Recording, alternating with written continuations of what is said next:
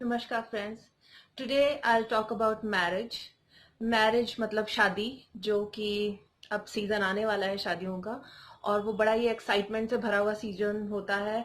हमारे घर में हमारी शादी हो या किसी और की शादी हो, एक्साइटमेंट सबको होती है। और शादी में एक्साइटमेंट सिर्फ इस चीज की नहीं होती कि हमें शादी में जाना है। शादी में एक्साइटमेंट बहुत सारी चीजों की होती है। नई ड्रेसेस लेंगे, नई ज्वेलरी लेंगे, टेस्टी खाना खाएंगे, शादी की तैयारियों में यहाँ वहां जाएंगे, सभी फ्रेंड्स रिलेटिव्स कजन से मिलेंगे। और सबसे इम्पोर्टेंट चीज जो शादी से रिलेटेड ये होती है कि दो लोगों का यूनियन, दो लोगों का ही नहीं, दो फैमिलीज का यूनियन। और उन दोनों का यूनियन एक बहुत ही अच्छा खूबसूरत कॉन्सेप्ट है। लेकिन यूजुअली क्या होता है कि हम मैरिज को बहुत ज्यादा, क्या है मैरिज, ये कॉन्सेप्ट समझते हैं बॉलीवुड की मूवीज के हिसाब से, कि शादी हो गई और उसके बाद वो जो मूवीज में लिखा हुआ आता है ना, हैप्पीली एवर आफ्टर, वही होगा हमारी लाइफ में। ऐसा होता नहीं है और हो सकता भी है। लेकिन अगर हम ये फैंसी आइडिया अपने दिमाग से निकाल दें कि शादी सिर्फ सुंदर सुंदर ड्रेसेस पहनना और अच्छा खाना खाना और यही सब है, हम एक्साइटमेंट में बहुत सारी इंपॉर्टेंट चीजों को इग्नोर कर देते हैं। इसलिए जब शादी हो जाती है और रियलिटी हमारी आंखों के सामने आती है, तो फिर हम एकदम से डिप्रेस हो जाते हैं। अब जो कुछ मैंने बताया, नॉर्मली हम सभी शादी के बारे में वही समझते हैं कि ये शादी है, तो हम बड़े एक्साइटेड हो जाते हैं। शादी होती है, बहुत अच्छे अच्छे फंक्शंस होते हैं, सभी से मिलते हैं। और फिर जब शादी हो जाती है और दो लोग एक साथ रहने शुरू होते हैं फाइनली, तो हमारे माइंड में यही कॉन्सेप्ट होता है कि वो बॉलीवुड की हिंदी पिक्चर की तरह हैप्पीली एवर आफ्टर होगा। लेकिन वो हो नहीं पाता है। तो होता क्या है एक्चुअली, प्रॉब्लम क्या होती है? प्रॉब्लम ये होती है कि मैरिज जो है वो दो लोगों के बीच का एक इतना प्यारा रिलेशन है कि उसे हमेशा संभाल के रखना चाहिए। और प्रॉब्लम ये आ जाती है कि जो दो लोग इस रिश्ते में बंध रहे हैं वो दोनों डिफरेंट बैकग्राउंड से आए हैं, वो दोनों डिफरेंट इकोसिस्टम से आए हैं, डिफरेंट फैमिलीज से आए हैं। तो ऑब्वियसली वो दोनों ही जिस तरीके से बड़े हुए हैं वो अलग तरीके हैं। तो अब लड़की सोचती है कि लड़का मेरे हिसाब से चले, लड़का सोचता है कि लड़की मेरे हिसाब से चले। तो ये एक दूसरे को अपने हिसाब से चलाने के चक्कर में क्या होता है कि वो हैप्पीली एवर आफ्टर कहीं गुम हो जाता है और वो डिप्रेशन का पीरियड शुरू हो जाता है। इसलिए क्योंकि हमने तो कंपेयर किया होता है अपनी लाइफ को कि बस अब आने वाली लाइफ तो बॉलीवुड की लाइफ की तरह होगी, हम एग्जॉटिक लोकेशंस पे घूमने जाएंगे, अच्छी अच्छी जगह पे डिनर करने जाएंगे और नई नई ड्रेसेस पहनेंगे और बहुत मजा आएगा। लेकिन जब रियलिटी चेक होता है, जिसमें कि बहुत सारी चीजें होती हैं, जिसमें कि सबसे पहले तो लाइफस्टाइल, कि आप जिस घर से आए हैं और जिस घर में आए हैं उसकी लाइफस्टाइल में फॉर श्योर कुछ ना कुछ डिफरेंसेस होंगे। दो घर एक जैसे तो बिल्कुल नहीं हो सकते ना। तो कुछ एडजस्टमेंट आपको करनी पड़ेगी, कुछ एडजस्टमेंट आपके पार्टनर को करनी पड़ेगी। अगर शादी को अच्छे से चलाना है तो दोनों ही पार्टीज को अपना अपना योगदान देना पड़ेगा। दूसरा प्रॉब्लम आती है जब फाइनेंशियल इश्यूज सामने आते हैं। जब तक तो हम अपने पेरेंट्स के घर में रह रहे होते हैं या अकेले रह रहे होते हैं, तो वो चीजें हमारे दिमाग में नहीं आती कि जब हम साथ में रहने लगेंगे तो हमें एक सिस्टम बनाना पड़ेगा अपने फाइनेंसेस को मैनेज करने के लिए। कभी कभी फाइनेंशियल इश्यूज इस वजह से होते हैं कि इनफ पैसे नहीं है और जरूरतें ज्यादा हैं या ख्वाहिशें ज्यादा हैं। कभी कभी इश्यूज इसलिए होते हैं कि एक इंसान को लगता है कि मैं दूसरे इंसान पे पैसे खर्चता जा रहा हूं और ये तो आराम से घर में बैठा हुआ है या बैठी हुई है, तो ये तो कुछ कर नहीं रहा। तो जब फाइनेंशियल इश्यूज आते हैं तो रियलिटी चेक हो जाता है। और बहुत सारे रिलेशनशिप्स में या मैरिटल रिलेशनशिप्स में मुसीबत का कारण पैसे बन जाते हैं। और उसमें एक और टॉपिक आता है कि चलो आजकल पुराने जमाने में होता था कि नहीं, लोग, लड़कियां पढ़ी लिखी होती थी तो वो फाइनेंशियली अपने हस्बैंड पे डिपेंडेंट होती थी। तो एक बहुत ही क्लियर लाइन थी कि बाहर का काम हस्बैंड करेंगे और घर का काम वाइफ करेगी। लेकिन आज के जमाने में लड़कियां इक्वली कैपेबल हैं, ऑफिस जाती हैं, पैसे कमाती हैं, थक के वापस आती हैं। तो वो थोड़ी सी उम्मीद रखती हैं जब वापस आती हैं कि जब घर का काम करना है तो उन्हें थोड़ी सी हेल्प मिल जाए। और ऐसा नहीं होता कि वो सोचते हैं कि क्योंकि हम ऑफिस से जाके आए हैं या हम पैसे कमा रहे हैं तो हम घर का काम नहीं करेंगे। ऐसा नहीं है। और कई बार ऐसा सिचुएशन हो भी सकती है कि आप घर का काम ना कर पाओ, आपके ऑफिस आवर्स इतने स्ट्रेच्ड हैं या इतने स्ट्रेस से भरे हुए हैं, तो you can always hire maid, you can always take help. तो मुझे लगता है जब आप नए एक रिश्ते में बंधे हैं तो बहुत सारी नई चीजों के लिए अपने माइंड को ओपन संतुलन रखिए। ये मत सोचिए कि कई फैमिलीज में ये सुनने में आता है कि मेरी मम्मी ने तो आज दिन तक कभी हेल्प नहीं रखी, तो हस्बैंड वाइफ को कहता है कि तुम्हें हेल्प की क्या जरूरत है। तो हो सकता है कि आपकी मम्मी की लाइफ उतनी स्ट्रेसफुल ना रही हो, या वो वर्किंग ना रही हो, या वो वर्किंग हो तो उनका वर्क उस तरह का ना रहा हो। तो इंस्टेड ऑफ आप दो लोगों को कंपेयर करें और जिसकी वजह से डिप्रेशन और एंग्जाइटी क्रिएट हो आपके रिलेशनशिप में, बेहतर है कि आप दोनों बैठ के बात करें, अपनी अपनी बात एक दूसरे के सामने रखें, एक दूसरे की बात सुने समझें और उसे किसी तरीके से सुलझाने की कोशिश करें। ये एक छोटा सा रीजन था जिसकी वजह से मैरिजेस में प्रॉब्लम आती है और कभी कभी तो बात डिवोर्स तक पहुंच जाती है। और जब नई नई शादी होती है तो किसी को भी, दोनों पार्टीज में से किसी को भी should not jump to conclusions immediately कि ये बहुत खराब है, ये बहुत ऐसा है, या बहुत अच्छा भी है।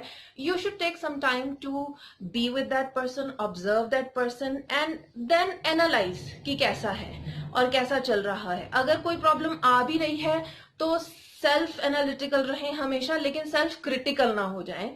और ऐसा भी ना करें कि दूसरे को हमेशा क्रिटिसिज्म देते रहें कि तुम एडजस्ट नहीं कर रहे, तुम ऐसा कर रहे हो, तुम वैसा कर रहे हो। आप हमेशा ठंडे दिमाग से एनालाइज करें। अगर if something is going wrong with your new relationship, ठंडे दिमाग से एनालाइज करें कि हो क्या रहा है, और अगर जो कुछ गलत हो रहा है तो वो क्यों हो रहा है। क्योंकि रीजंस आपको पता होते हैं, just because you don't address the right reason at the right time तो वो प्रॉब्लम बहुत बड़ी हो जाती है। अब कभी कभी ऐसा होता है कि वे expect too much from the other party, कि मान लीजिए, क्योंकि मैं लड़की हूं तो मैं इसका एग्जाम्पल बहुत बेहतर तरीके से दे सकती हूँ। आप शादी करके आते हैं, आपसे उम्मीद रखी जाती है कि आप सब कुछ कर लेंगे परफेक्टली, और आपको जो कभी कोई कुछ बोलेगा भी घर में, चाहे वो बुरा हो, डिप्रेसिंग हो, तो आप उस पर रिएक्ट नहीं करेंगे, आप चुपचाप सुन लेंगे। तो आपसे बहुत ज्यादा अनरियलिस्टिक एक्सपेक्टेशंस रखी जाती हैं कि अगर आप खाना बनाएं तो वो बिल्कुल मिशेलिन स्टार शेफ की तरह होना चाहिए, या आप घर साफ करें तो वो बिल्कुल ऐसा हो जाना चाहिए जैसे आप नहीं है, वैक्यूम है। तो कुछ भी अनरियलिस्टिक, टू मच एक्सपेक्टेशंस दूसरे इंसान से ना रखें, क्योंकि दूसरा इंसान भी जो है वो ह्यूमन बीइंग है। और कोई भी काम करने में आप अगर एक दूसरे का हाथ बटाएंगे, एक दूसरे का सपोर्ट बनेंगे, तो कोई भी प्रॉब्लम आप बहुत आसानी से सॉल्व कर पाएंगे। और ऐसा होता है कि हर मैरिज के अपने अप्स एंड डाउन होते हैं। ऐसा नहीं है कि वो हैप्पीली एवर आफ्टर है, कि किसी की शादी हमें दिख रहा है दूर से कि उनका तो बहुत अच्छा चल रहा है, सही टाइम पे शादी हो गई, सही टाइम पे बच्चे हो गए, ये हो गया वो हो गया, तो हमारा क्यों नहीं हो रहा। तो हम कभी कभी उस चीज से भी फ्रस्ट्रेट हो जाते हैं। तो ये फ्रस्ट्रेट होने वाली बात नहीं, हर लाइफ अलग है, हर रिलेशन अलग है, हर शादी अलग है। और हम कभी कभी सोचते हैं परफेक्ट मैरिज, परफेक्ट मैरिज का मतलब बहुत सिंपल सा है कि दो इम्परफेक्ट लोग जो एक दूसरे की गलतियां हर समय माफ करते रहते हैं या इग्नोर करते रहते हैं और अपने आप को बेहतर बनाने की कोशिश करते रहते हैं। क्योंकि देखिए, कोई भी परफेक्ट नहीं होता, आप खुद भी नहीं है। अगर आप इंट्रोस्पेक्ट करेंगे, आप में भी कोई ना कोई कमी होगी। तो जब हम में कोई कमी है और सामने वाले से हम उम्मीद रखते हैं कि वो उस कमी को एक्सेप्ट करे, तो सामने वाले में भी कोई कमी है जिसकी वो उम्मीद रखता है कि हम उसे एक्सेप्ट करें। तो ये जो एक रिलेशनशिप है, इसे खूबसूरत और सॉलिड बनाने के लिए ये थोड़ी बहुत चीजें जो हैं हमें सोच समझ के चलेंगे तो बहुत अच्छी ये रिलेशनशिप है। और एक वो जो रोमांटिक आइडिया है शादी से रिलेटेड कि बस एक इंसान मिल जाएगा मुझे जो हमेशा मेरी बात सुनेगा, मेरी केयर करेगा और मेरे लिए ये कर देगा वो कर देगा, चांद तारे तोड़ के ले आएगा, वो जो एक अनरियलिस्टिक रोमांटिक एक आइडिया होता है हमारे माइंड में लाइफ पार्टनर को लेके और शादी को लेके, उसकी वजह से हमें ज्यादा डिप्रेशन होता है। क्योंकि जब हम शादी की रस्में चल रही होती हैं, सब हो रहा होता है, तब तक तो हम उसी रोमांटिक आइडिया में खोए होते हैं। जब हम रियल लाइफ में आते हैं, शादी हो जाती है, देन वी रियलाइज कि जिससे हमने शादी की है वो उतना ही आम इंसान है जितना कि मैं या कोई और है। वो कोई ऐसे सुर खाप के पर नहीं लगे हैं उसे कि वो मेरे लिए चांद तारे तोड़ के ला सकता है। बट यस, ये जरूर आप देखिए, शादी करते समय या इंसान चूज करते समय या उसके साथ रहते समय ये चीजें जरूर नोटिस कीजिए कि वो आपकी केयर करता है, वो आपकी परवाह करता है, वो आपसे प्यार करता है, वो छोटी छोटी चीजों में आपका ख्याल रखता है। एक्चुअली चांद तारे को तोड़ के भी लाएगा तो आप चांद तारों का करोगे क्या। असल में लाइफ में जिस चीज को केयर या प्यार या लव कहते हैं, वो है एक दूसरे का साथ देना while accepting each other's imperfections।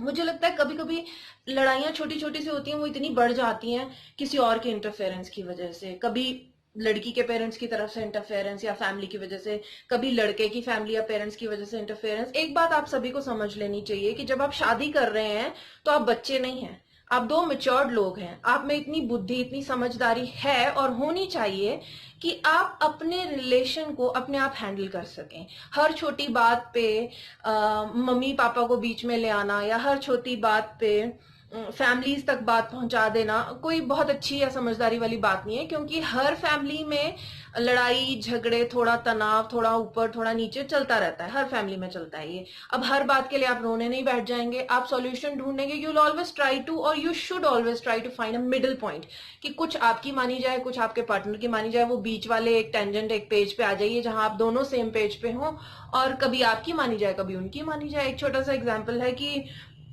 मुझे इंडियन खाना पसंद है, मेरे हस्बैंड को इटालियन खाना पसंद है। अब हम कहीं बाहर गए हैं तो अब इस बात पे लड़ाई नहीं हो जानी चाहिए कि मैंने तो ये खाना था, तुम्हारी वजह से मुझे वो खाना पड़ रहा है। एक बहुत छोटी सी एडजस्टमेंट है, आप दोनों जगह से खाना पैक करवा के ले आइए, घर में बैठ के आराम से अपने अपने मजे से खाइए, या किसी ऐसी जगह पे जाइए जहां दोनों कुजीन मिलते हैं, या एक बारी इटालियन वाली साइड चली जाइए, एक बारी इंडियन वाली साइड चली जाइए। तो बहुत ये छोटा सा एग्जाम्पल दे रही हूँ मैं छोटी सी चीज के लिए, क्योंकि मैंने देखा है लोगों में इन छोटी छोटी बातों को लेके भी लड़ाई हो जाती है, और वो लड़ाई इतनी बड़ी बन जाती है कि वो ये तो भूल जाते हैं कि लड़ाई कहाँ से शुरू हुई थी, लेकिन वो इतना प्यारा, मजबूत और अच्छा रिश्ता तोड़ने के लिए तैयार हो जाते हैं। तो आई थिंक जब भी हम शादी जैसे बहुत ही स्ट्रांग और पवित्र बंधन की बात कर रहे हैं, तो हम में इतनी समझदारी होनी चाहिए कि हमें पता होना चाहिए कि हम अपनी मैरिज को कैसे संभाल के रखें।